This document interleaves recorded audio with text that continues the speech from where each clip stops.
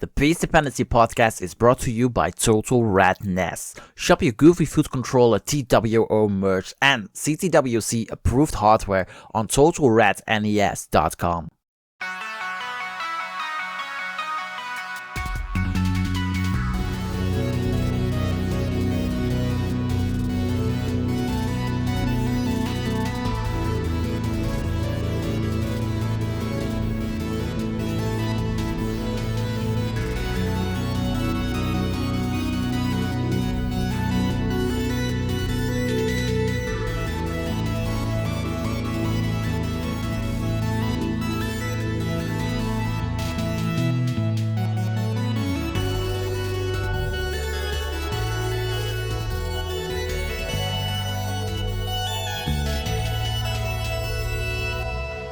Welcome to the Peace Dependency podcast. I'm your host, Frank, also known as Sir Mason.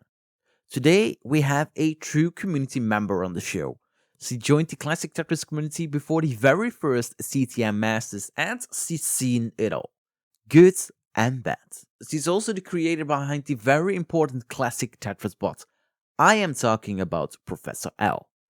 We talked about being a community member for over 5 years, the creation of the Classic Tetris Bot, and the work she does for the Classic Tetris Match Database. This is our conversation. Professor L, welcome to the Peace Dependency podcast, and thank you so much for doing this. Oh yes, of course. I'm really excited to be here. Hey, first question is always the same question to everyone who's new on a podcast, and that is, how did you get into NES Tetris? The very first wave of virality on YouTube was, I think, in early 2017 or mid 2017. And I saw like a bunch of original CTWC matches. And this was after I had already been playing Guideline for like a year or so, maybe a bit more. Which Guideline?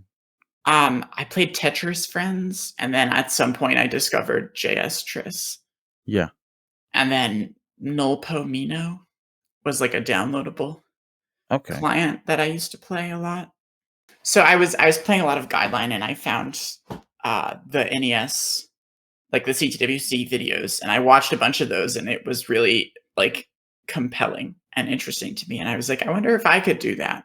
So I got an emulator and a ROM and all that, and I was like, well, give it a go. Did you find it weird that the Tetris that you're used to, like the Guideline Tetris that you played, it was very different from the NES version that you saw on YouTube? It definitely interested me, the differences. Like most of them were pretty obvious right out of the gate, but there were like ways that those mechanical differences translated into like differences in play style and stacking style that I did not fully anticipate. Yeah. So it was really exciting to like, it felt like a completely different game in a way that no other variation of Tetris ever had for me, which was really exciting. And what CTWC did you watch? I think I watched most of the ones that were on YouTube up until that point. So I watched 2016. I also watched 2015 and I found the channel and I binged a lot of the videos over the course of like a month or so. Oh, that sounds so familiar. Yeah, I don't remember which one I watched first, but it was the viral one. So I would assume most likely 2016. Jonas and Jeff in 2016. Yeah. When I rediscovered NES Tetris, because I also got the Boom Tetris Jeff video in my recommendation in 2017, but when we rediscovered NES Tetris through a Game Scout, my wife and I just binge watched the CTWC 2018 and CTWC 2019. Yeah. This was before 2017 had even happened. So like I actually watched 2017 live on Twitch. Oh wow. Which was really cool. Like to see that. But I never saw the meme video. I didn't see the meme video until like years later. I only saw like the actual matches, like the Boom Tetris for Jeff meme that went super viral. I didn't see that until like 2018. So you just thought, oh, she's playing Tetris or Guideline Tetris. Let's put NES Tetris in a recommendation. Maybe, yeah. I don't know exactly how it got there, but once it did, I just like immediately was enthralled. So you downloaded the emulator, And were you stacking like how you would stack on Guideline, or did you try something different immediately? I mean, at the beginning, I didn't really have. This was early enough in my Tetris career that I didn't have a notion of like stacking styles all that much at all. And so I don't think I made a lot of super deliberate stacking decisions. And to be honest, even now, I don't make that many deliberate decisions because I've always just been in it for the vibes and the fun. But I think I pretty quickly realized that whether I realized it or not, the stacking that I had learned up until that point was very reliant on the 7-bag randomizer. Yeah. And to a lesser extent, the mechanics of being able to stack high up and stuff. Yeah. And so learning like a very different approach with minimal guidance other than like watching, like I said, all the matches that were already on YouTube. Because this was before Jonas was streaming on Twitch. So like nobody streamed Tetris. That was not like a thing. It was also before the very first Masters event of CTM. Yeah. Oh yeah. This was before all of that. So there was not a lot of source material from which I could improve. Yeah. So other than watching the CTWCs, many of them I watched multiple times, like past CTWCs. Did you watch them for fun, or did you watch them for stacking? I watched them exclusively for fun, but the byproduct of improving my stacking and my vision of the board was definitely like something I eventually noticed and like was happy about. But I never watched them like explicitly for that purpose. Oh yeah. Are you still playing Guideline Tetris? Yeah, I do. I do still play from time to time. I have a Tetrio and a Justress account. So what are the differences between stacking for Classic Tetris and Guideline Tetris? And is there ever a time that you get the two confused when you just switch the games?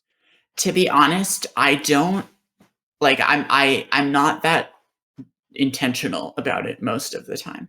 I will frequently be like playing Tetrio and someone watching me will comment that I stack like a classic player, which is probably true to some extent. Like there are certainly a lot of like guideline optimizations that rely really heavily on like the randomization scheme and the mechanics that I've never bothered with. Like I've never learned finesse. I've like organically gotten mine down like kind of low, but it's never been 0 and I don't have any desire for it to be. Yeah. So like there are a lot of differences that I like notice, but very few that I am intentional about. They just kind of happen. Yeah. But I think there's a lot more blending between them for me than for a lot of other players, which is also why I'm not like as high level, I think, as a lot of the best in either version, because I am only ever in it to like enjoy myself. And so there's less compartmentalization and I'm kind of just like there for the vibes to do whatever I'm going to do. You joined the community in late 2017, like the Discord server of CTM. Mm-hmm. That is now 5.5 years ago. So we can safely say that you're one of the few who's seen it all in CTM. Mm-hmm. Yeah, I would say that's mostly accurate. So what is it that makes you stay for 5.5 years? Because most players are playing the game for 1-2 years, leaving the community, and then do something else. That's a great question. I'm genuinely not sure. I think I have this habit of I'll get into something and really enjoy doing it, but I will never like enter like the grind, so to speak. Yeah. Like at no point do I sit down and decide very discreetly that I'm like going to get better and I'm going to get better at these things and this is how I'm going to do it and this is how I'm going to practice and these are the people from whom I want to learn and like all of that. Like I've never really gotten into that mindset almost in anything. But particularly not in like my hobbies and the things that I do like for fun and to enjoy. It's only ever for that purpose. So like I don't think I've ever been in danger of burning out in Tetris because I've never been invested enough for that to be a risk. Yeah. Which, you know, very much shows now that I'm like I have like a few 1.1s and I'd like very recently, like a month ago, I just got a 19 max for the first time and I've been playing this game for like almost 6 years. Yeah. And like people very much will do all of those things a lot more quickly than I do because I just don't care. I had guests on the show who had a max out within 6 months, in 1.1 within like 8 months or whatever. But I I feel like we're a little bit the same because I've been playing on and off this game for, oh, what is it, 3 years now, close to 3 years, Mhm. 600k player, and I'm like, I don't care if I get a max out. I don't care if I ever get 500k on a 19 stars. I'm here for the vibes. I'm here for fun. I'm here for Tetris, but I'm here not for playing Tetris. Yeah. Yeah, exactly. So I think that is probably playing the biggest role in why I am still around. And then the other piece of it is that I really do just like love the game, and I love that this like increasingly large and passionate and knowledgeable community has arisen from basically nothing, and I've Yeah, been able to watch it the entire time, and just like it's a really magical experience, even as like non-active as I am in a like the community these days. yeah, Like I'll just step in and chip in every once in a while in like a conversation here or there. But like the fact that I've been a part of it for so long and that I've like been able to see it grow is at this point part of the reason that I stick around. yeah, 'Cause it's amazing to like be able to watch that continue. And then I also obviously I have a lot of like really close friends in the community. yeah, yeah. I think the knowledge that we gained over the last year, especially during the pandemic 2 years, like we gained so much knowledge over NES Tetris. It's something that we thought it was impossible when we were in 2017 or 2018. Yeah. Yeah, it's certainly pretty. I remember when like the Meat Fighter document was the authority on NES Tetris mechanics and um like implementation details and like assembly analysis and stuff. Yeah, And it's still a fantastic resource, of course, especially for folks starting out because it's all in one place. But like now we have folks like Kiryava and Fractal that have taken it to a completely new level. yeah, Um, and it's incredible. Like I love seeing that. yeah. Kujava basically redesigned the game, Yeah. took the vanilla game and made Tetris Gym, which is now pretty much used by all the top players. It's used by a lot of regional qualifiers. They had a special DAS only uh, cartridge for the DAS World Cup. Mhm. So it's definitely, the game is, it's still the same, but the knowledge is there to make it our own and make it to do whatever we want. Like for example, double kill screen. Yeah. Yeah. There has been a lot of potential unleashed over the last couple years, not just obviously on the gameplay side, but also on the technical side. Yeah, That has been amazing to watch, especially because like that is like I brushed up against that in like 2017, 2018. And then I was like, I don't think that specific flavor of analysis is like the kind of thing that I can get super into. yeah, And at the time I thought that was almost like a shame because there are so many like cool things to be done there. And I was like busy doing other like also technical things that yeah. were just like not that, but it's been amazing to see the community grow enough that there can be other people who do that and who fill that role. So, what Um, are your fondest memories of the community? I think I really miss the early days, not because I think they were better, Yeah, but just because there are a lot of people who were there who aren't anymore, and I just miss them and hanging out with them. yeah, Like the reason I originally joined CTM is because Friday Witch was consulting me about, would you be interested in playing in a tournament? And I yeah, was like, oh yeah, I guess that could be fun. But like, I don't talk to Friday Witch that much anymore, and I miss her. She was really fun to hang out with and talk to. She was a super, super early like pillar in the community for me to kind of latch onto. Yeah. Again, I was so young at the time.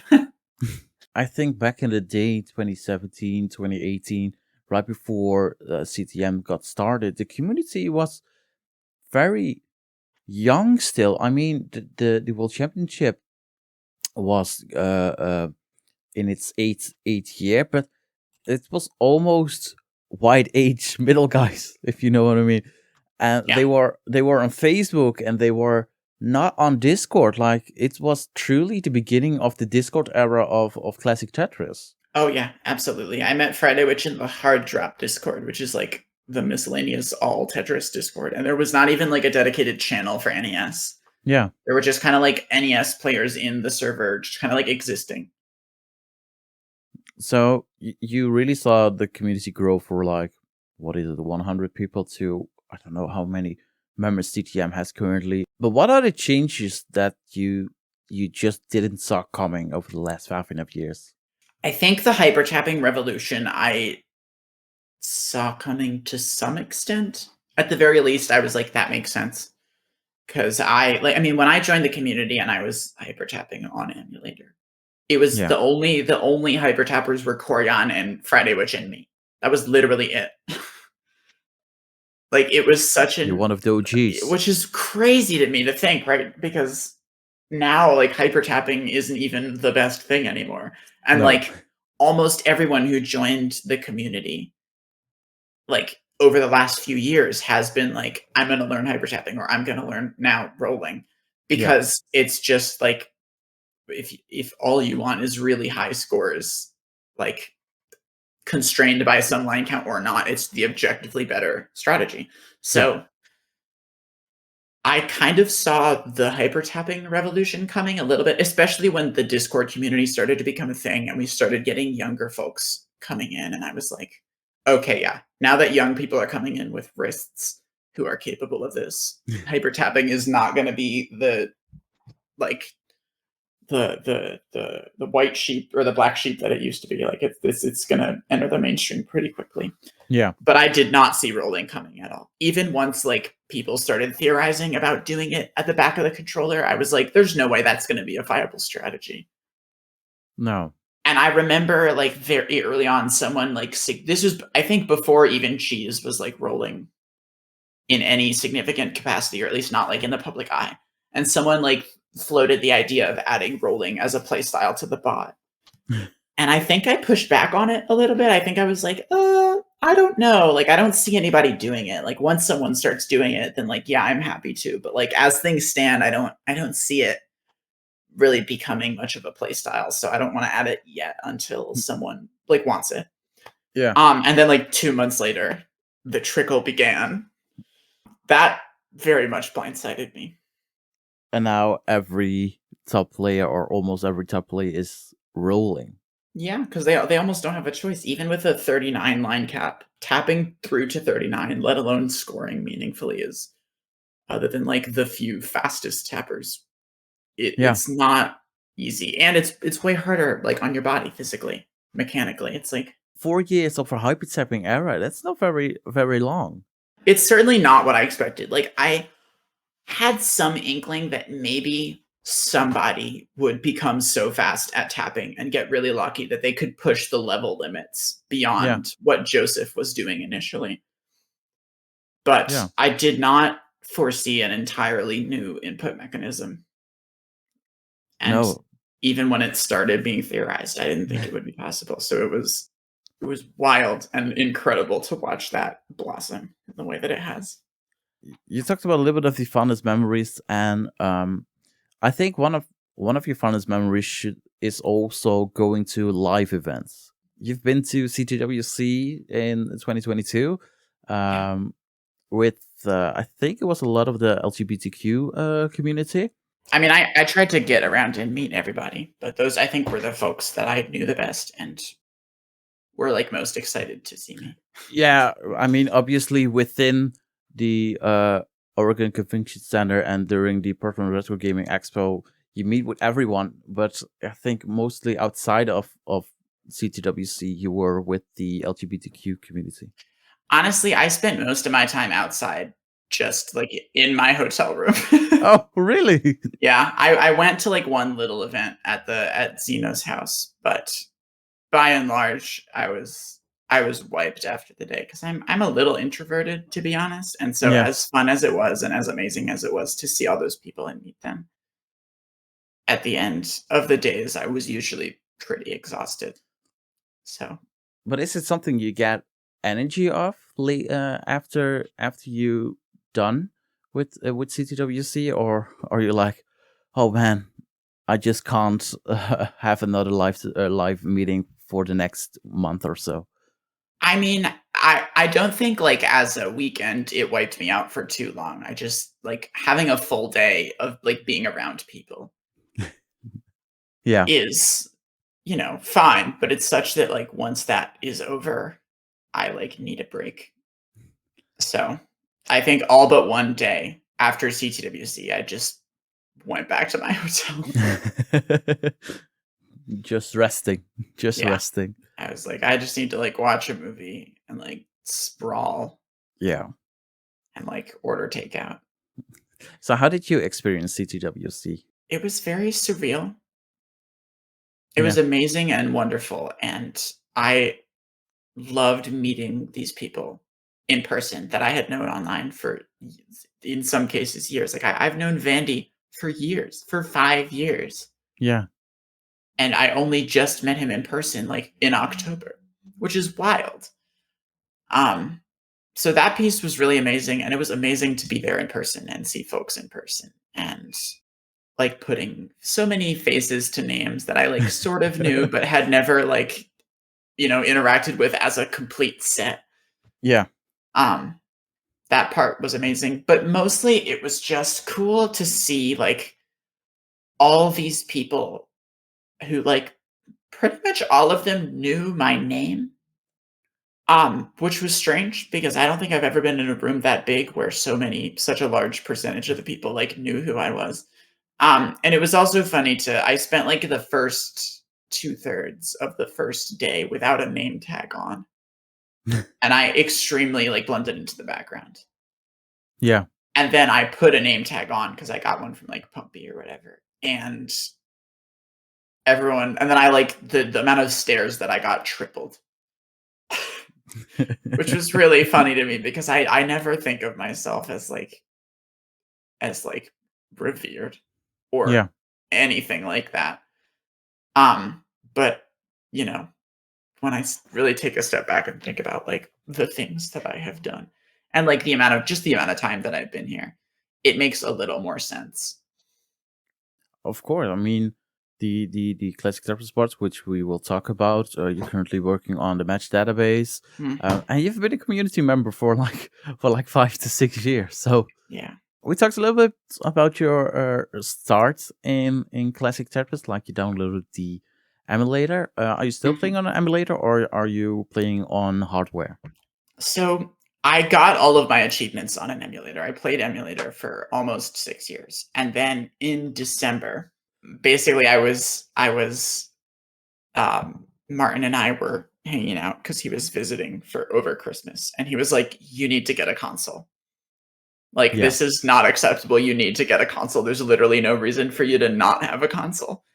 And so we found, like, a console and a CRT on Craigslist and, like, went and picked them up together. So now finally I have a console and I play DAS on it because I, like, want a new challenge. Why didn't you buy a console earlier? Well, for the longest time, it was a combination of 2 things. Number 1, as I've kind of alluded to previously, I don't care.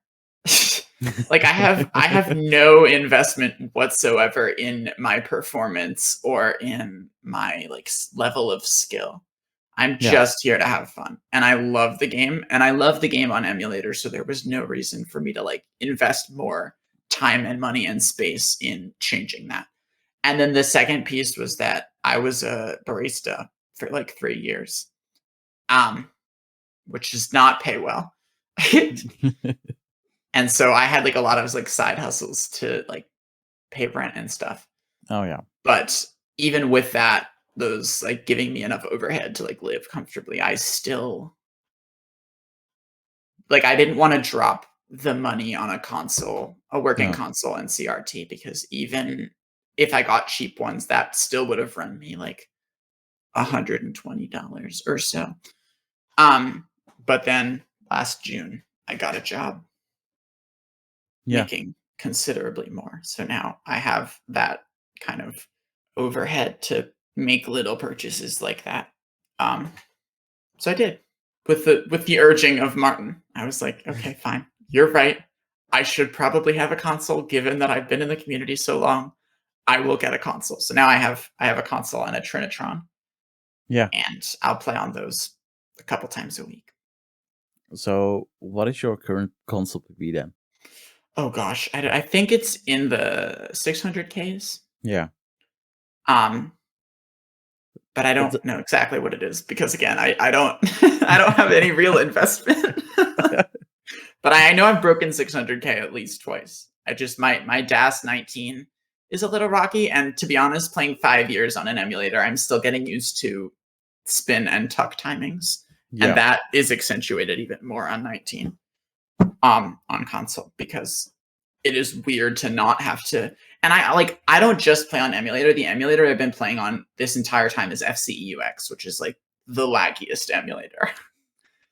Why? So because I didn't know that and I don't care. So it's an even larger window to adjust to now than it would have been if I had been using a different emulator or something. But even if you know that Messens or Nestopia is a better emulator, you just simply don't care to change it, even if it's maybe 2 clicks, you know? Well, yeah, but it doesn't matter. Like it doesn't matter to me at all because it's like either there is input lag or there isn't. And if it's like 5 frames instead of 4 frames, then it's like, or 3 frames, then it's like, okay, like what material gain does that give me? Like I have 3 1.1s on FCEUX. I have a 19 max on FCEUX. Like it's fine. It's good enough. Oh man, I like your attitude in this. Like screw the world, it doesn't matter. Well, I don't know. I feel like if I was more invested in, you know, competing or in like being a part of the community playing rather than just the community existing and appreciating and talking about the game, then I probably would have invested more by now in like a better play setup and I would have used a different emulator and like all that other stuff. But yeah, because I've only ever been in it for myself, it's never been necessary. Like it's never come up. I didn't even know FCEUX was the laggiest emulator until Martin told me because it's never mattered. It does to other people, and that's like fine and good. And like I want people to like have whatever relationship to the game they want. I just like from my own internal perspective. Yeah. Completely irrelevant. But are there things within the game or the community that you're like, okay, that does matter to me? The only thing about the game that really truly matters to me is I always want to enjoy playing. Yeah. Like if I'm getting anywhere close to frustrated or tilted or whatever word people use these days, I really don't know. Then I will immediately stop. Like I've stopped in the middle of a game before because I'm not enjoying myself. Yeah. And like to me that has always been paramount. To the point where like that is the one thing that I kind of do take seriously. Like my relationship to the game being what it is and what I'm now describing is itself really important to me because of the role that Tetris plays in my life as kind of like a grounding force and as a like comfort. And I want it to always be there for me. Like if I'm having a rough time and I just want to like escape from the world without like doing drugs, Tetris is a great, you know, microdose of that. And it can only fill that role if it has positive associations in my brain. Yeah. So I won't let myself get frustrated at it. And if I am frustrated at it, I'll stop playing. And like for me and my own experience, that that's the piece that is most important, and that I really do like try to take pretty seriously. So like I even like way back before I had like thought this much about my relationship to Tetris, like this has always been the case. So like I don't think I've ever gotten angry at a Tetris game. Like ever. It genuinely nothing comes to mind. Not even when you have 3 early tap outs in a match or something like that. Not really. I'll wish that I did better for for the sake of the match. Yeah. But I don't usually get mad because it doesn't like even then to me it doesn't matter. Like I don't even know what my elo was before I stopped playing competitively, which also was not a deliberate decision. It just kind of stopped fitting nicely into my schedule, so I stopped doing it. But like I don't know. I don't know either. I mean, I did saw that the last match that you played was against Somalian, where you lost the Phenoms championship, but that match was played on the 23rd of October in 2021. So oh yeah, so it has been over a year. You played a whole calendar year without playing an official match, like. Yeah. Which is funny too because I still play the game itself most days. I just don't play competitively. Yeah, like you said, 2023 so far, it's been a great year for PBs. You have a new 1.1. Yeah. Yeah, I've gotten 3 PBs this year. Yeah. I got a 19 max, and then I got 2 1.1s that were higher than my initial 1.1 in like the span of a week. But that 19 max, do you set goals for yourself that is something you ever want to achieve, or you're like, I just don't care?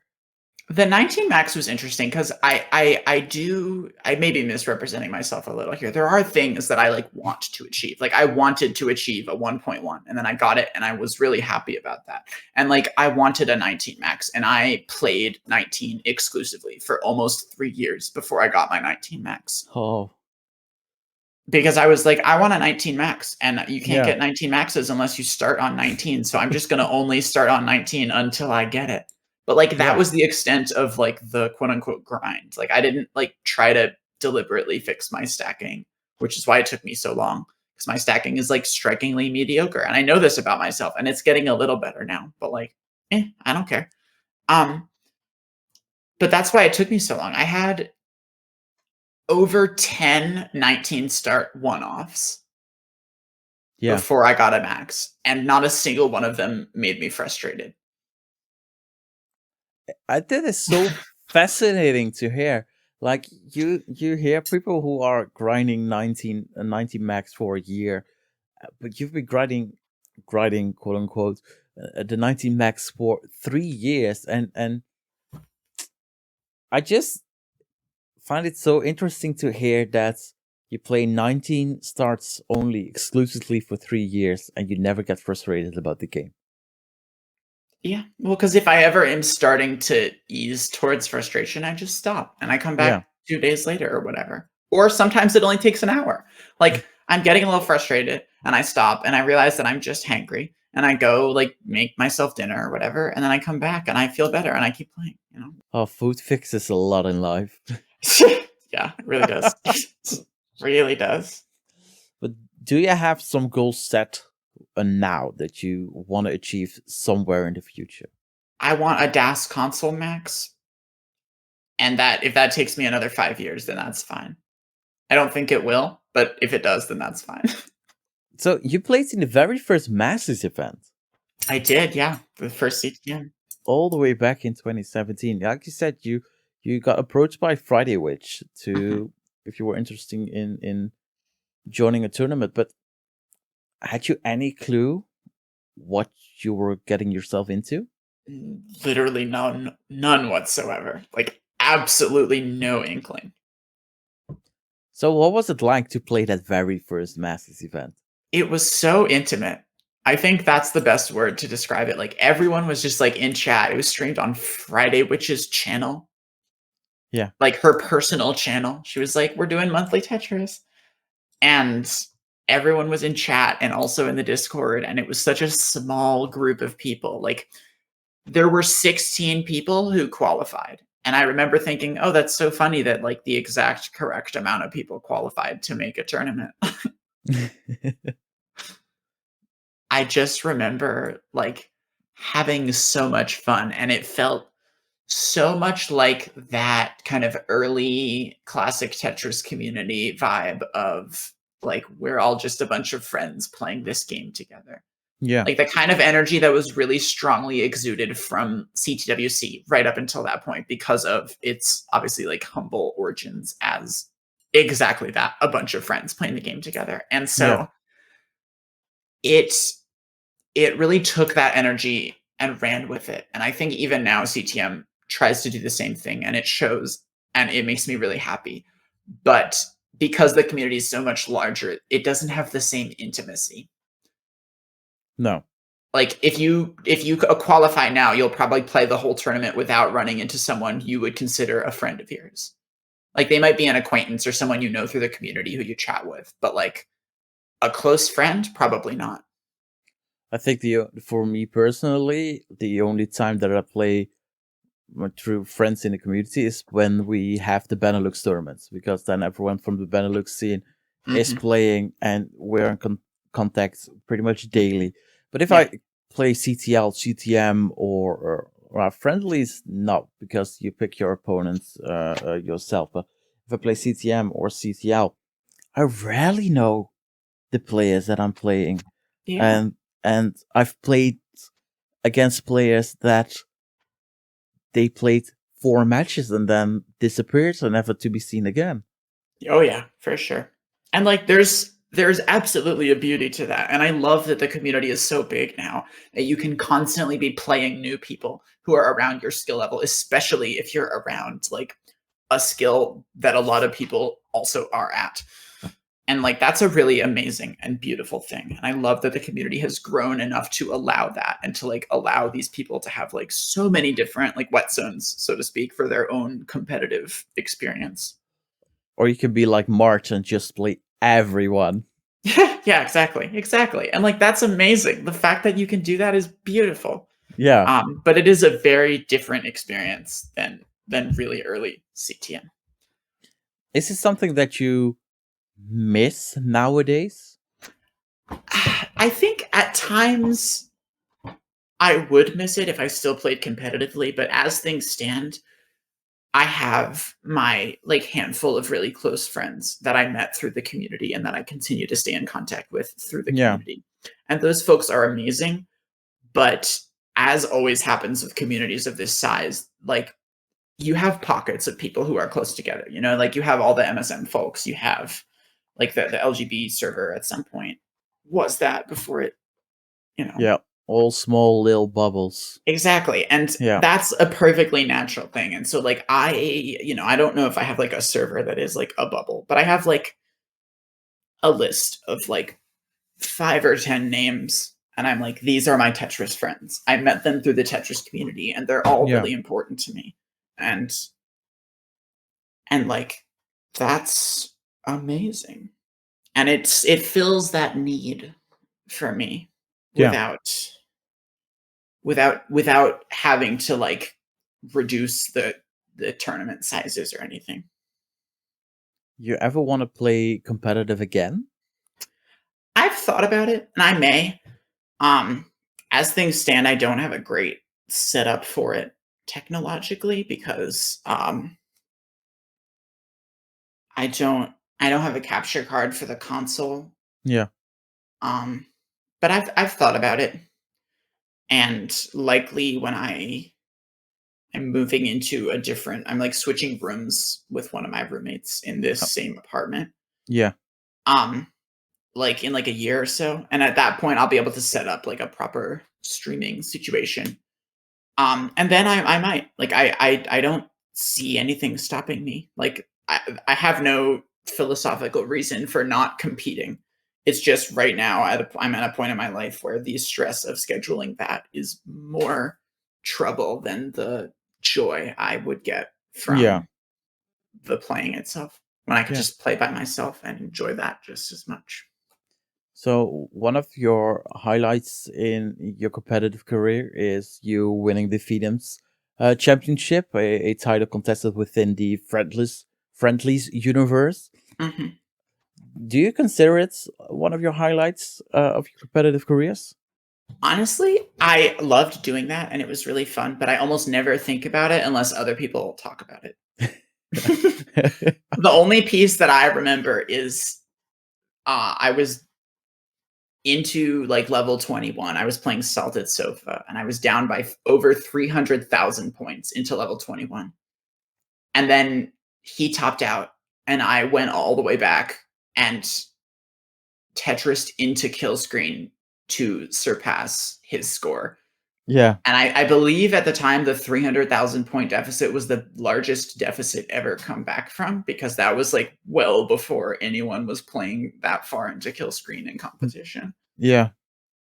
Um, I think that is probably my greatest competitive achievement, because I thought that was so neat and fun and like crazy and like nerve wracking, and like I was shaking at the end of that, which was like really cool. Like I have not been that excited about a competitive game since that.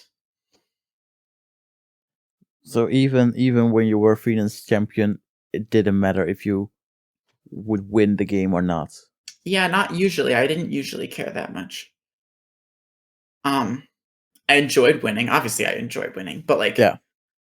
oftentimes I will root for my opponent when I'm playing because I want the opportunity to congratulate them, which is a very weird thing to say now that I'm saying it out loud. But I think if you look back at the FIDEM's division when you were playing in it, Greg Buchanan was the very first champion. Then mhm, you were the second champion. You got defeated by mhm.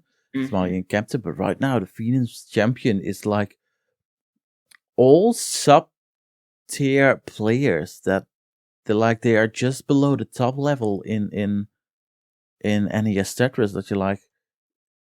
No disrespect to you or to Greg Buchanan or the Somalian captain, but the level just risen up so much over the last 2 years. Oh, absolutely. Yeah, absolutely. And that's one piece, is that I think it is good for me in that sense to not really care about competition, because like if I did, I would just be witnessing all these people surpassing me, Yeah, because I haven't really I've gotten a little bit better in like the last, I think, year or so, but like before that, I hadn't gotten better in years because I didn't want to put in the time. Like getting better wouldn't cause me to have more fun with the game, so I had no reason to get better. yeah. I was good enough to have fun, and that's all I really cared about. That's the same when you were one of the first hyper tappers, but then everyone started hyper tapping. Yeah, and when they all started hyper tapping, those are folks who are like actually sitting down and watching people play and analyzing it in a quantitative way, Yeah, which is, a level of commitment that I never put in. And like as long as I know that and I'm aware of that, then it doesn't have to it's never upset me that there are other people who are doing that, because we want different things from the game. yeah, And like the things that cause us to have fun are different, and like that's good. That's the whole point. That's why games exist, so yeah, that exactly. everyone can play them the way works best for them. But did you know at the time that when you started playing that you were hyper tapping, or why did you start hyper tapping instead of playing DAS? I started playing before Friday Witch's DAS guide existed, and before anyone was streaming on Twitch, and so the documentation on like how keeping DAS even works didn't exist. Yeah, Like there was no real communication about that. The most I knew was that DAS was a thing, and there was some way to manipulate it, and I didn't know how. yeah. And then Friday Witch's DAS guide, she eventually wrote, but by the time she wrote that, I had already gotten like a 300K with tapping, and I was like, well, I'm not going to change now. Yeah, obviously. Um, but I didn't necessarily have that. I think I knew that I was tapping, but it didn't feel like a deliberate decision so much as it felt like, well, I'm not gonna be able to like figure out DAS, quote unquote. Like I was literally at a point where I didn't know that in order to keep DAS, you have to skill stop. Yeah. Like I didn't know that at that point. It was so early on that that was not like written down anywhere at all, Yeah. which is crazy.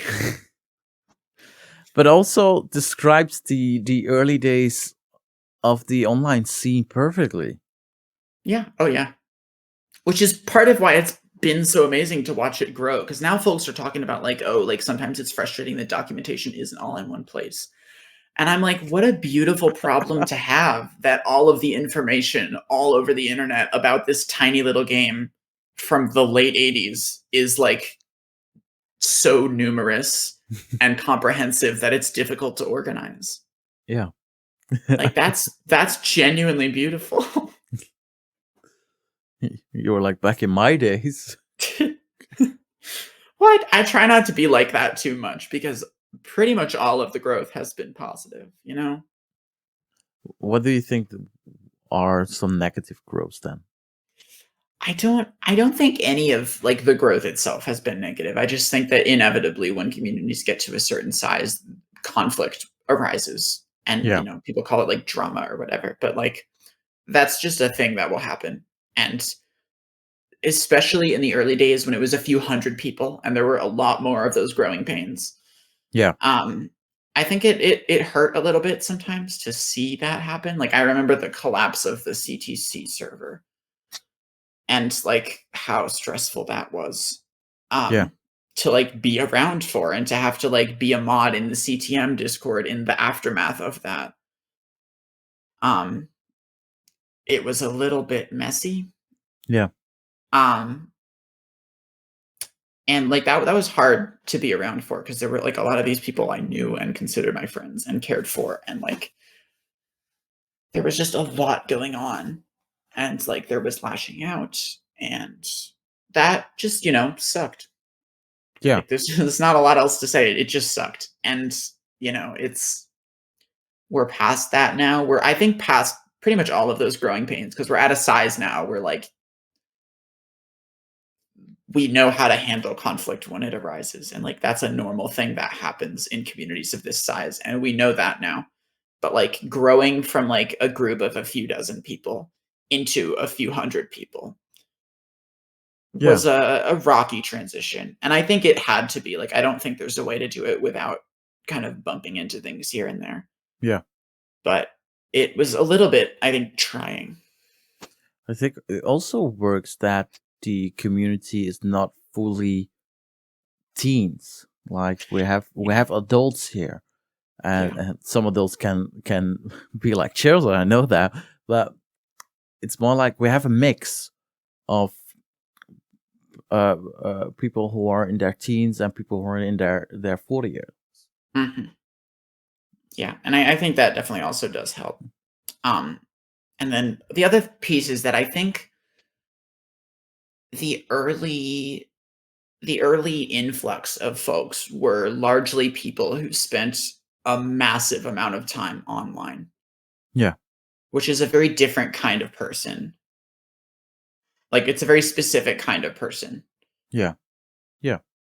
that I think can sometimes sow that drama and conflict a little bit more than um like kind of more quote unquote like mainstream people. Like I think even now that we have a lot of teenagers, like most of them, or at least a lot of them that I know, don't spend like literally all of their free time on Discord or playing Tetris or whatever. Like they have other hobbies Yeah. and like have like like friends that are in geographic proximity to them and like all these other pieces. Which helps a lot with mental health, and people who are happier have less conflict, or at least less conflict that arises to the level of like shaking an entire community, even if it's a small community. I mean, we don't have a lot of community shaking drama. Yeah. And I think that's a combination of what I've been talking about and the simple size of the community. Like the amount it would take to shake a community of thousands of people is so much more significant than the amount it takes to shake a community of like 300. Yeah. And I think that really helps because, like, of course, there's interpersonal conflict, probably with entire groups of people within the community, but like it doesn't ever grow past that because how could it? Like at this point, if we were to have a like community breaking scandal, it would have to involve like the entirety of CTM itself and like the highest leadership. Like if Vandy and Pumpy got like arrested or something, that could do it. But like short of that, it's hard to imagine something giving that significant a quake. Yeah, what we've built. It should be involve one of the long bars. And like you said, Fendi or Pumpy, Kingsman is one name that comes to mind. Sharky. If one of these quote unquote big pillars of the community, I don't know, Killer Man or something like that.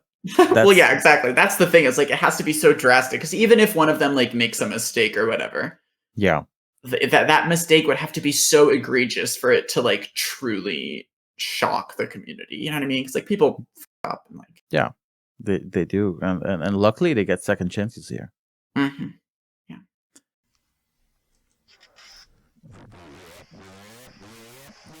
Total Radness!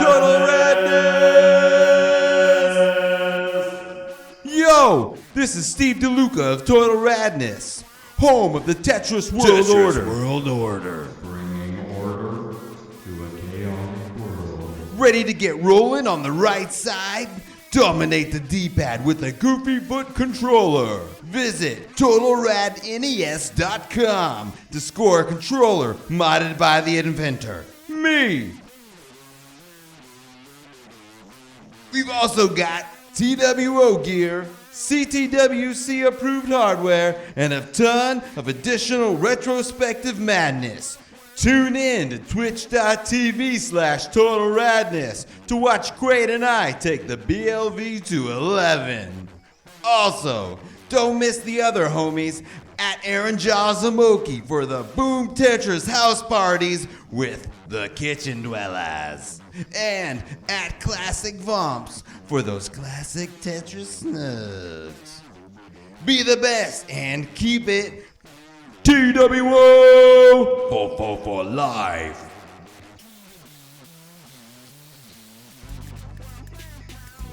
We will return to the conversation in a minute, but first, the Peace Dependency Podcast is available on Spotify, iTunes, Google Podcasts, or your favorite podcast app.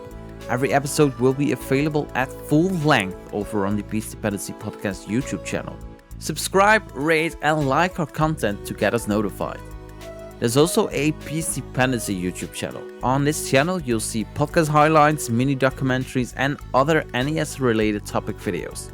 You can follow us on the socials at Peace Dependency. Peace Dependency is active on Twitter, Facebook, and Instagram. Join the Tetris Friendlies Discord server. Besides the fact that it's the place to discuss anything Peace Dependency, you can also participate in some lovely friendlies or put your ELO on the line in the various ELO battles. Go to tinyurl.com/Tetris Friendlies to join the server. If you have a suggestion who we need to have on the next Peace Dependency podcast, let us know through the socials or our Discord channels. Now, let's go back to the conversation. You're the creator of the Classic Tetris Bot, a bot that we use both on Twitch and on Discord, and it's something we truly cannot live without anymore within the Classic Tetris community. When did you get the idea of the bot? That's a great question. The original concept for the bot was there was an existing bot in the community that did exactly two things. It had it tracked someone's PP on Twitch. It was just a Twitch bot, and you could set your PP in the bot, and you could use the match command that Classic Tetris Bot also obviously supports. Yeah.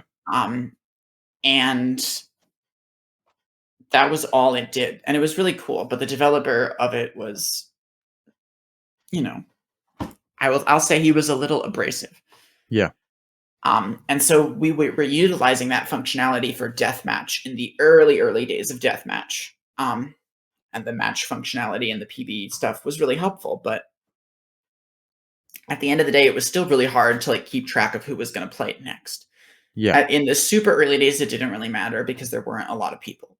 But as the people grew and the queue ended up being like 8, 9, 10 matches long, and it would be like a whole day event that Vandy was hosting back when Vandy still hosted it, or even in the earliest days when Friday Witch still hosted it, like it was very chaotic. Yeah. As it grew to that size. And at some point I approached Vandy and I was like, I think I could make a bot to keep track of who's playing next. And he was like, I could make a Twitch bot to do that. And he was like, really? And I was like, yeah, I could do that. Totally. I had no idea whether I could do that. But I was like, how hard could it be? Yeah. Do you have experience in programming? I mean, yeah, I have kind of like fiddled around and taught myself different pieces of coding. Yeah. Like here and there. And I have been since I was like 14. So by the time I approached him with this offer, I had been doing it for 4 years and I had like at least some foundations, you know? Yeah. But yeah, that was where the initial idea came from. And I reached out to the guy who had the existing bot and I was like, hey, like, would you be open to me like contributing to this and like adding some other functionality to it? And he was very kind of closed off and hostile to that idea. So I was like, okay, I guess I'm on my own. So I built my own bot to do it over the course of like a month. Was it a Twitch bot first? Yes, it was just a Twitch bot and it was really simple. It only had like a queuing functionality. And then I secretly built in functionality for it to like save PBs and have a match command as well. But I didn't enable that functionality. I just kind of left it dormant. Just in case the other bot died. And then like 2 months later, the other bot died because the guy just took it offline and then disappeared forever. Yeah. So I had to like really quickly enable that functionality and then everyone had to like set their new PBs and all that. And is it the same functionality that we still use on Twitch today? Or did you tweak some things? Well, a lot of that original functionality in concept is now very similar. Challenges and acceptings, that all used to happen in DMs, like whispers on Twitch, I think they're called. So the bot would like, if you challenged someone, then the bot would send them a whisper and they could reply to that whisper with like accept or decline. But that ended up being a little too complicated and people decided that they didn't really mind the Twitch chat being clogged up. And then on top of that, the Twitch Whisper API is a little bit finicky and it doesn't always behave the way that we want it to. Yeah. So we ended up abandoning that idea and just having everything happen in the channel chat. But by and large, a lot of the functionality is the same, but the bot itself, like the code that is running that functionality is new. I did a complete rewrite with my friend Dex4. After like 4 or 5 months of the bot, because I had no vision of like how, like I had no idea it would grow as much as it did. And I had no idea that the community would grow as much as it did alongside it. And so that very much took me by surprise and I wasn't fully prepared for it. So I did a full rewrite of the bot, which is the bot that we have today with the Discord integration and the website and everything. So Discord bot came second, obviously, after you rewrote the program. Was it difficult to let the Discord bot and the Twitch bot speak to each other? We ran into some issues with that I did not foresee. It wasn't like prohibitively complicated. Because at the end of the day, they're both communicating with the same database. Yeah. And so it's all integrated into one thing. And so that database can just like be interacted with from either Discord or Twitch, which is not too complicated, but we did have a piece of complexity introduced when we wanted to like have events on one platform, trigger events on another platform.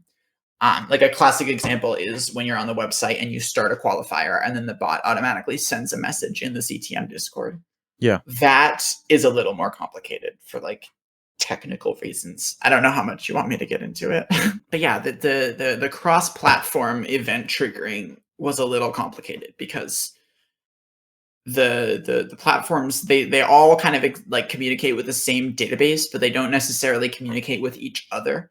So we had to sort of shoehorn in a mechanism for them to do that. It's called like a message queue or a job queue that basically lets the different platforms request that other platforms do certain actions, like sending messages or whatever. Yeah. And that helped. And then we were able to add that functionality. And now it's there. So if we want to like add it for something else, we can use that existing infrastructure to like create new behavior. Yeah. And the profile menu on Discord, has that been the same since the start of the integration into Discord? Oh, not at all. We had originally profile was just like an itemized list. And then at some point Discord like pretty embeds became more commonplace for bots, and I was like, maybe we could do that. And I think Zeal was originally the person to implement that, or at least to add it. It might have been someone else, but I don't think it was me or Dex4. I can look at the Git blame right now, actually. I think Zeal is. But I think it was Zeal, yeah. And there was a little dusting of conflict about it too, because he just kind of threw it together really quickly, and I was like, oh, like we should make this like more in line with the structure and architecture of the rest of the bot. And I was kind of mean to him, to be honest. Yeah, I think this was in like 2019, so I was still pretty young, but like that I had never really collaborated super meaningfully on a project. And there are a lot of decisions I made in the early Classic Tetris project history of like the bot that I made out of stubbornness that I would not make now that I am like a better engineer and like have more experience collaborating with folks. So currently, if you look on profiles on the Discord channel, you see your overall PB 18 start, you see the 19 start, and you see the PAL overall PB. Is there a maybe for the future an update that now with rolling, people playing on 29, players are who are playing PAL, they want to practicing 19? Is there a way that we can see that on your profile, that you can see what are now the core PBs? That's a great question. There is so much on my roadmap right now, and I'm also like, it's so hard for me to like sit down and work on like Classic Tetris related projects when I'm so busy doing like my actual job. Which sucks because I love doing it so much, but it's really hard to kind of find the motivation after like a 40-hour-a-week software job to like go into my personal time and write more software at the same desk. Yeah. So eventually, yes, like there is, and we want like the new, like there's a lot of integrations that I want to happen with the kind of new database that I'm building now. That's like right now it is a match database, but I want it to be integrated with the player database and the PB database and all sorts of other things. And I have like really grandeur dreams about that are not always, I don't always have the time to sit down and implement them, but there's a lot of like things that I want to do and things that I want to add to the bot or change about the bot that I like haven't. What are the things you want to change? Well, there's a lot of pieces. There's an issue it still has been running into for years now that no one has been able to solve, myself or Dex4 or Fireworks or anyone. Sometimes it just gives up and disconnects from Twitch. It's a quirk of the Twitch API that I cannot for the life of me solve. And it's really frustrating because it does seem to be an issue with the Twitch API. It never happens on Discord, ever. Yeah. Like it's only ever on Twitch. And I like I want to restructure the entire bot.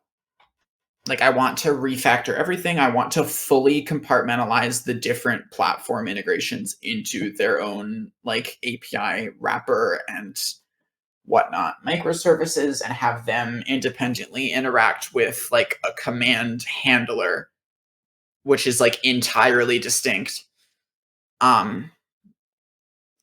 But you know, it's easy to dream big and think about all these things I would love to do, but I don't have the time. I don't have the time, and I don't have the motivation. Like, as much as I would love to do all these things, like I got a busy life, you know?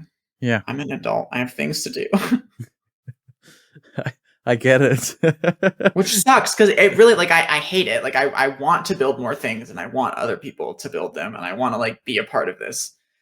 And people, like, are asking about features, and I'm like, yes, that's a good feature. We should add that. I don't have time.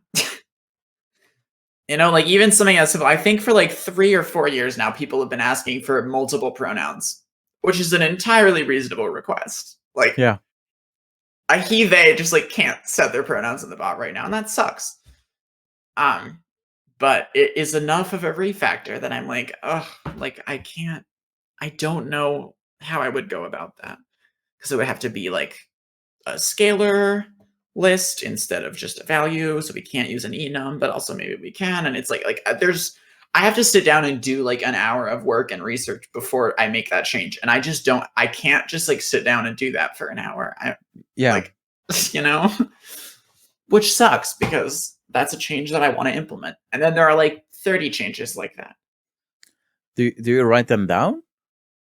Sometimes I have a list of them somewhere that's like half complete, but you know, they exist in my head, and they'll probably get done eventually. But I have really struggled to like do meaningful work on my Classic Tetris projects the past couple months. And like the past week, I was like, oh, I'll maybe start getting back into it, and then a bunch of stuff came up all at once. One of the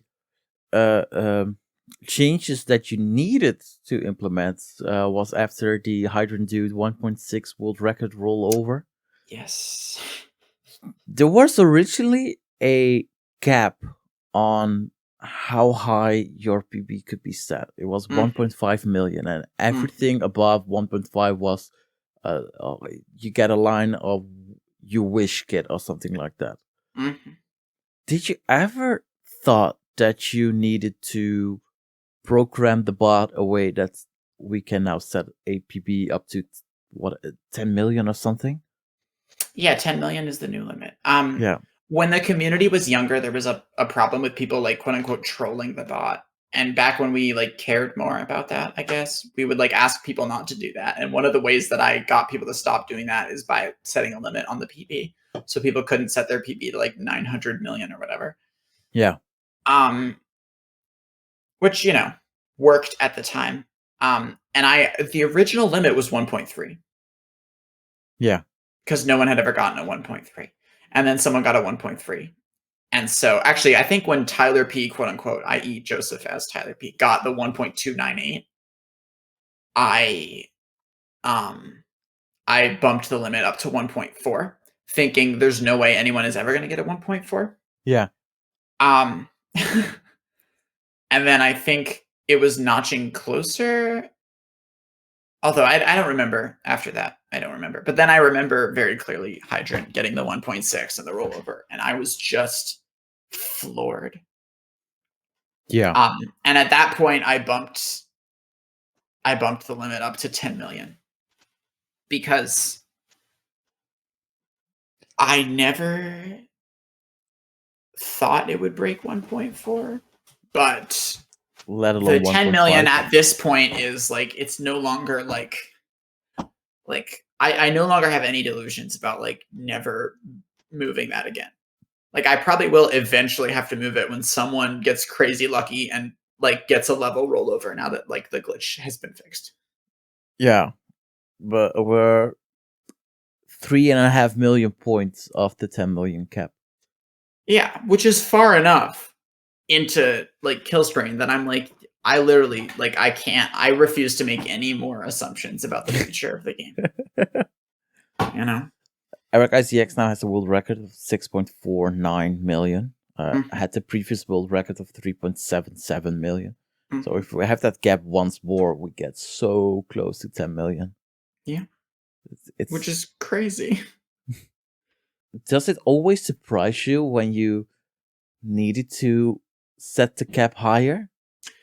To be honest, the 1.3 needing to be raised didn't surprise me that much. I sort of saw that coming, and when I originally implemented that limit, folks were like, "Well, eventually someone's going to get a 1.3." And I was like, "Yeah, you're probably right." And when that happens, I'm happy to bump it up. But right now, if I don't set it there, then like everyone and their sister is going to be setting their PB in the bot as 1.3. And I want to wait until like it's a real 1.3 before I bump it up. But I think at that point I did know I was probably going to have to bump it up, because that was after hypertapping became much more commonplace. Yeah. And the idea of a 1.3 was no longer like a pipe dream. And I know now people have DAS 1.3s, but like, yeah, it's amazing. That was like not even considered possible like 3 years ago even. Yeah.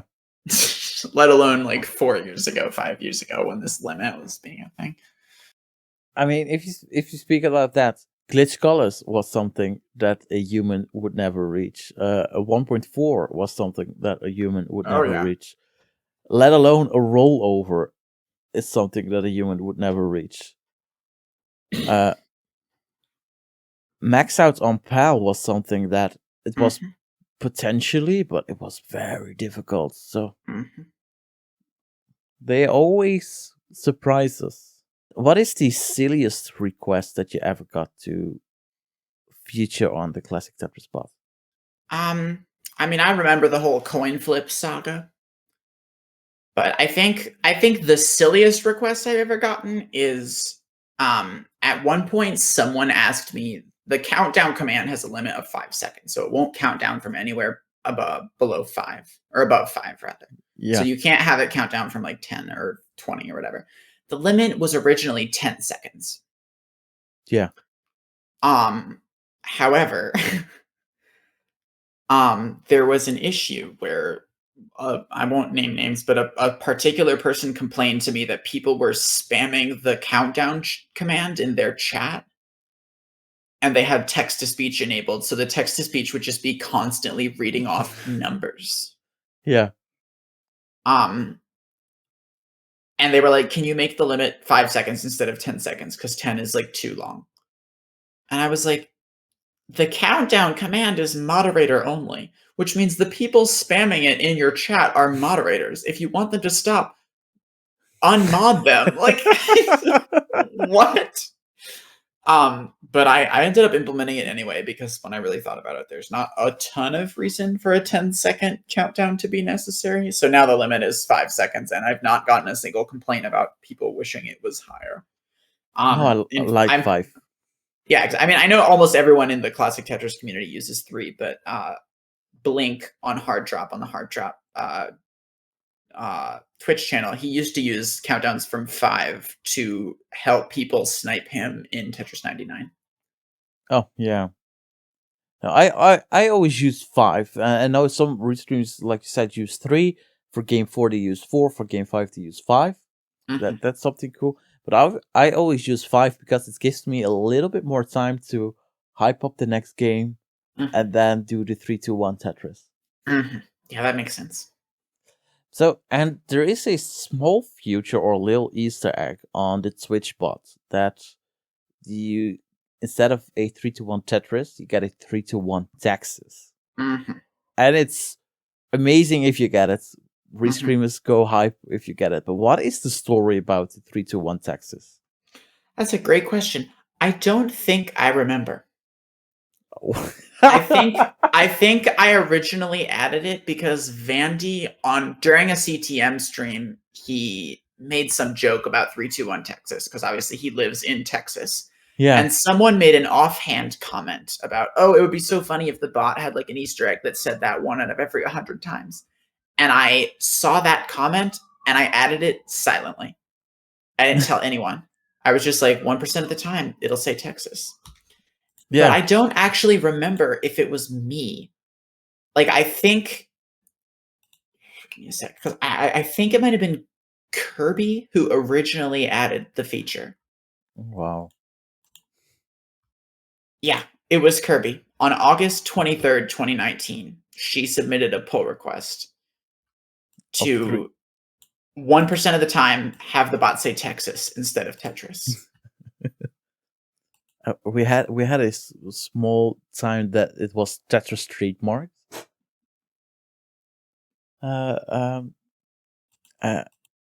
there more plans to do little Easter eggs now and then, or just stick with these? I enjoy the novelty of adding a new one every once in a while. There was tortoise in there at one point, and then I misspelled it, which is hilarious. But I don't have any specific plans. I enjoy increasing the frequency of Texas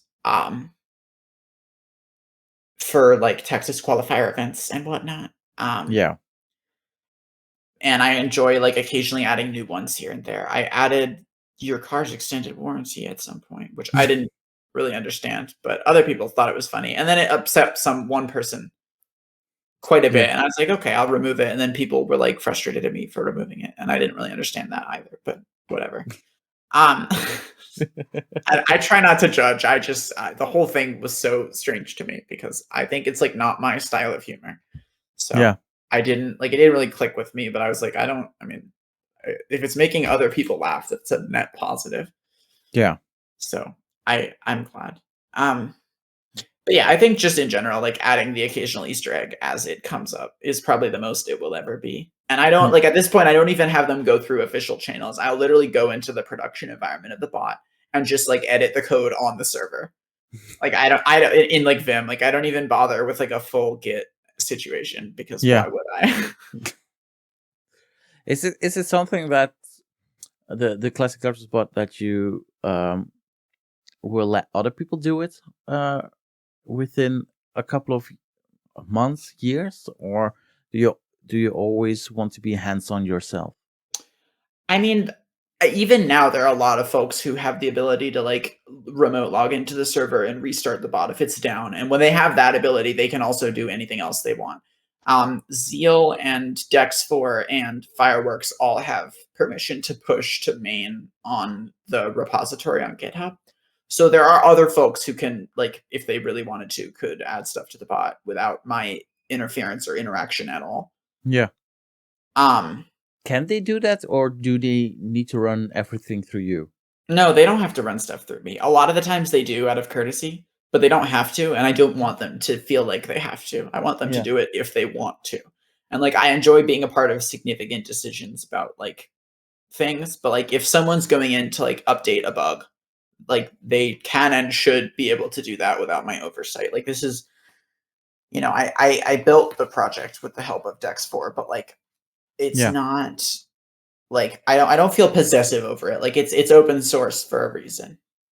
Like I really do want people to like build upon it, especially because of how little I've been able to spend on it lately, and like how like that should not stop things from happening. Other people should be able to do it. Do you still consider it your own? It depends who's asking. Usually only kind of. Like I think in spirit it's mine because I've been around the whole time. Yeah. And like I started it, but so many other people have contributed at this point that I don't consider it. Like I don't feel like it's mine in the possessive sense. I feel like it's mine in the sort of like spiritual sense, like in that it's really important to me. But it's sort of like the cheesy code equivalent of it takes a village to raise a child. It's like, what about all the people who asked for features that were really great ideas that I added and are now utilized constantly? Like the most used command in the bot might be profile, but it also might be the Hertz command. Yeah. And I didn't even add that. Like the whole GIF and everything, all of that was added by Zeal. And that's amazing. And I'm so glad it's there. And I had nothing to do with it. People are happy with the Hertz commands. I know, and it's amazing. The GIFs are beautiful. It's fantastic. It's a great command. But if I'm in a job interview and somebody asks me, then it was all me because I want to get paid more. Did you use the Classic Tetris Bot in your job interviews? Oh yeah, Classic Tetris Bot is the reason I got the job that I have right now. Oh really? Oh yeah. Oh wow, that's so The cool. crown jewel of my resume, and I was in an interview and someone told me that they had never interviewed the lead maintainer of an open source project before. And I was like, "Oh yeah, well, it's a really interesting experience." In my head, I was like, "What the hell are you talking about?" Lead maintainer of it's just me and my friends building this jank ass application. Like, Oh wow, it's so cool to hear that the Classic Tetris Bot just provided you a job. oh yeah, yeah, it like 100% give credit to that, and like my work on it is like that's the reason that I am where I am in life right now, which Yeah. is like that's the reason I could afford to fly to Portland for CTWC. Oh wow, all thanks to the Classic Tetris Bot. Mm-hmm. A different project that you're working on along with others is the Classic Tetris database. Mm-hmm. We had Puppy Heart on the show over a year ago. He told us everything about it. But what is your role within this project? So a lot of the ideas and theories are coming from other people. And what I've mostly been doing is turning them into reality. Yeah. So like what I've built so far is I have a pretty comprehensive database schema that's capable of storing any kind of Tetris match under the sun. It can be with any one or more play styles from each player. It can be any number of games per match. It can be a win or loss or tie. It can be any number of players per match. And it has all this flexibility in storing matches. And I've built a really kind of rudimentary API for accessing that database. And I've built ELO calculation into everything. Yeah. And so that's been the part that has been by far the most convoluted and complex and like a really interesting problem to solve, but like probably one of my greatest challenges that I've ever overcome in any engineering ever has been that problem, because calculating ELO is such a like obviously the math is simple for an individual game, but like doing it on the scale of an entire database full of matches is such a complex process. Is it harder to implement of all the matches that we already have in the database? So that's the piece I'm working on now, because the database itself, like the schema exists, but I have to write a script to take the absolute mess of a spreadsheet that we have now and pipe that into the schema of this database that I have created. Yeah.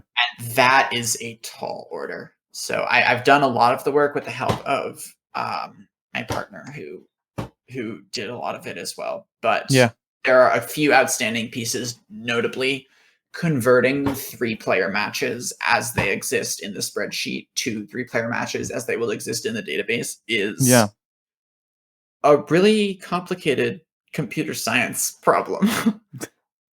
Like it's a lossy conversion, and I have to like overcome that in the other direction. And it's really neat and interesting. And I think I tentatively have a solution, but implementing it is not trivial. And so that is the thing that I had been working on most recently, but I also haven't touched it in like almost 2 months because again, life is chaotic and insane.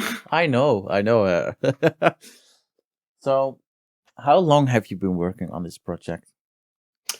Great question. I'll go check GitHub right now. I think I first started like chipping away at it in let's look at the commit history, because now I'm not sure. February of last year. So full year. So it's been about a full year, yeah. Yeah. And Bumpy approached you to join the project? I think he and I talked together and came to the conclusion that it was possible. Yeah. And I was like, I guess I'll build it. And then I did. It was another one of those things where I was like, I've never done this before, but how hard can it be? Except for this time, I have a lot more experience and feel a lot more confident in myself, and I'm much more comfortable reaching out for help and not dying on hills that are meaningless, and just generally being like a better collaborator and problem solver. So I'm really, really, really excited for where it can go. But it's a little tough to sit down and work on it. Yeah. Sometimes.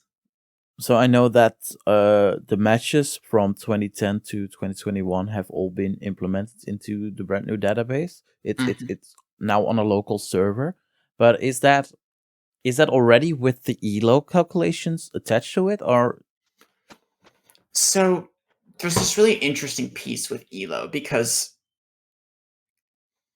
there are a lot of like tweaks that we've made to the system that we can keep, but there are also some tweaks we've made to the system that we kind of have to scrap. And one of those tweaks is the role that PBs play in ELO. Yeah. Like, it's not super... It's not super clear how one would do that in the schema that I've created, but also more importantly, it's not a great metric on which to base ELO, because, you know, obviously ELO is reliant on having a lot of data that we didn't used to have, but like, frankly, we do have that now. All the top players have played like hundreds of games. Yeah. So we don't need that as a crutch anymore. And like, yeah, in the middle of the pack, folks who've only played like 10 games will have a less certain ELO, but we can partially overcome that by switching to Glico, which is one of the plans. And what is Glico?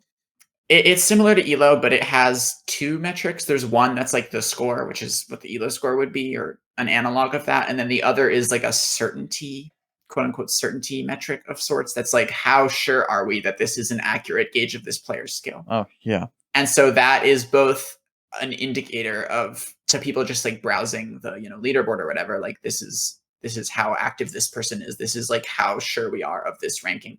And it then also plays a role in the calculation process.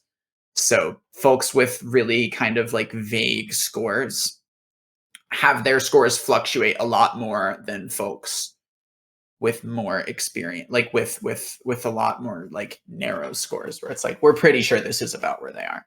Yeah. So it has that kind of flattening curve in both those aspects, which is really nice. But with ELO, will you go into a detail level? Like, we need to implement the scores that you reach during the games, or for now, if you win 3-1, you get less ELO than if you win 3-0? Yeah, I mean, that is one of the pieces, depending on the ending score and the number of games played, will affect how much ELO is awarded.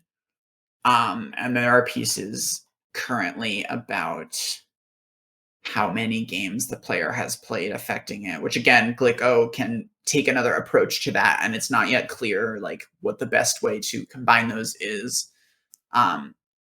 Which is another part of what this tooling is trying to solve, just like making it easier to play around with and tweak different ELO algorithms to see how they affect the scores. Yeah. That like previously has been almost impossible because a 30,000 entry spreadsheet is like not quick to respond to updated formulas. I know. Whereas I spent like multiple dozens of hours optimizing my ELO calculation approach in CTDB so that it could happen with minimal load on the database as quickly as possible. Is that a challenge? Oh yeah, that's the piece that I was talking about being probably one of the most difficult engineering challenges I've ever had to overcome. Yeah. That was a fascinating problem. And I did a really big write-up in the commit message about why I did it the way I did. And it's a whole thing. If your database now on a local server will go globally, like everyone can access this, is that something you also need to think of? Like hundreds of people can... A little bit. A little bit, but not as much, because that more is a piece of the database and the API and how they integrate, and that a lot of that thought has already been done.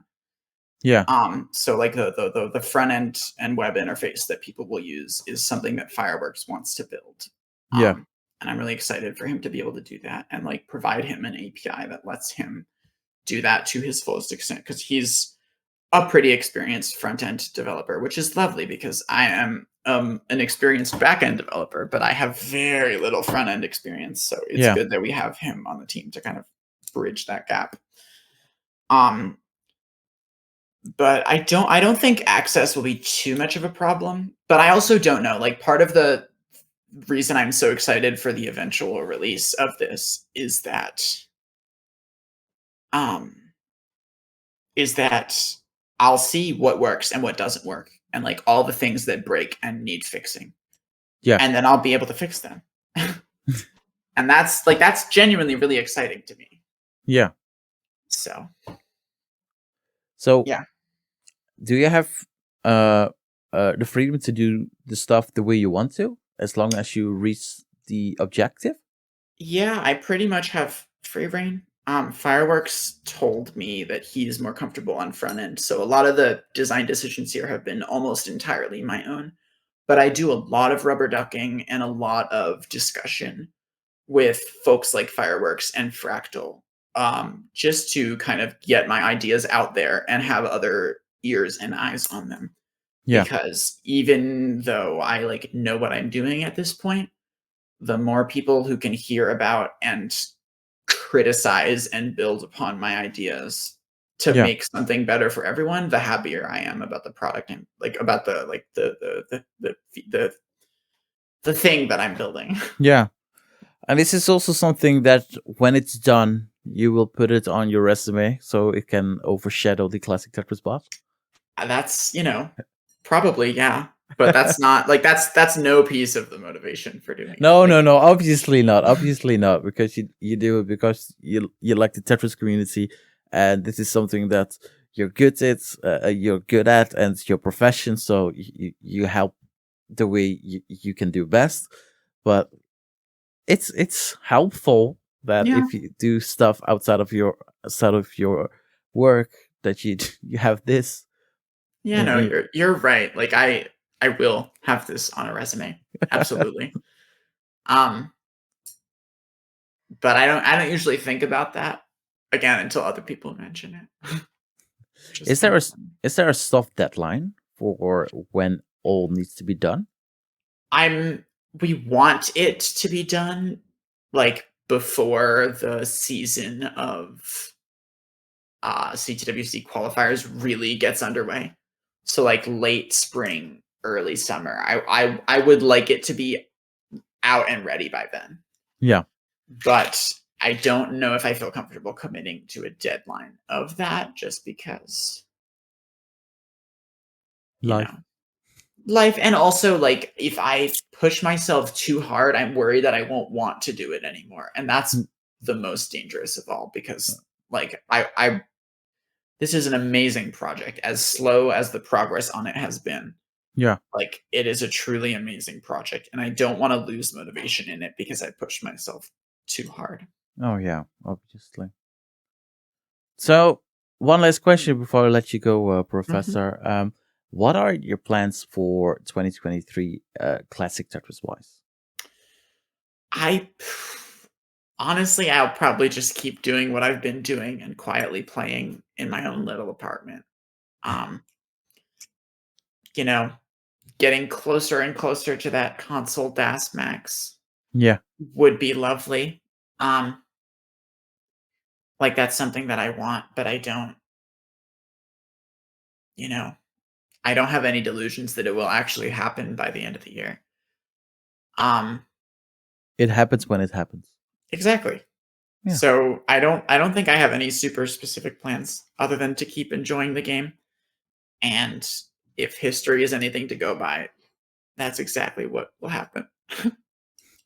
Thanks so much for joining me here this month on the Dependency podcast. It was a true blessing to have you on.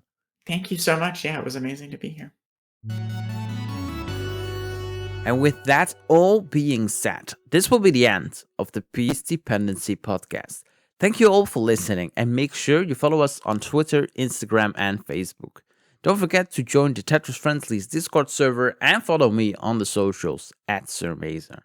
For now, have a great Tetris month, and I will see you all in March. Bye!